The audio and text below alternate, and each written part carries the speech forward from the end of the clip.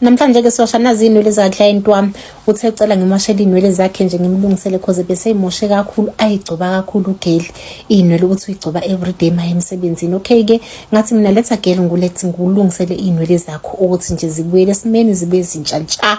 Hayi yimi ke lo waya ngiyawasha njengamanje ke sengiwashile njengamanje ke ngiyazi ubisa manje ke ama products engiwasebenzisile guys nizobona egcineni ngiwabize nga11 ngoba le video vele ngiyenze yashesha cause beyinde kakhulu right. Ngiyayistraightena ke manje ukuthi phela yo ayibuyele esimeni phela iweave ufanele ukuthi inyakaze ihambe nomoya.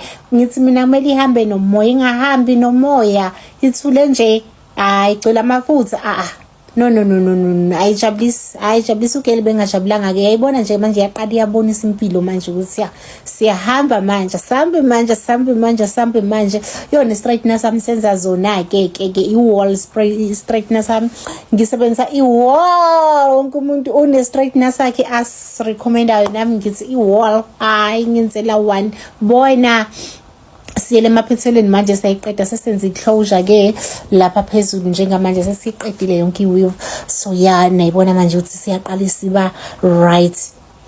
Hayi cha inhle shem into ebiyona ngosami ugelo but ke asazi sonke sifunda ngendlela akekho umuntu othi perfect sifunda ngendlela so okay ke ngimbonisile nanokuthi izinto kumele ayithenge izona ziphi ngoba kumele sibe nomona phela guys kufanele sibatshengise abantu ukuthi ne basebenzise ziphi ama products mawudayisa inwele uyatshena abantu ukuthi inwele zakho kumele inakekele ngamapha ama products ukuze zizohleze izinhle zisilk zismooth zinje top notch. Get it top notch. Bona yebo. Bona nje ngisugeli ngithema ngimnika. Into ayijabulile athi wazwangisiza. Ihlazo bese lise inwele zami sezizintsha ngathi nje zibuya e-shop.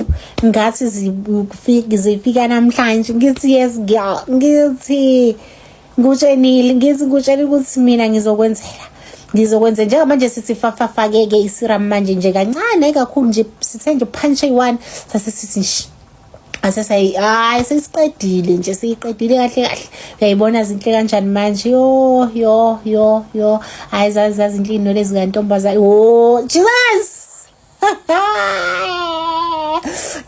ayibona manje sinjani ayibona manje ziyalala nanka ama products engiwasebenzisile bye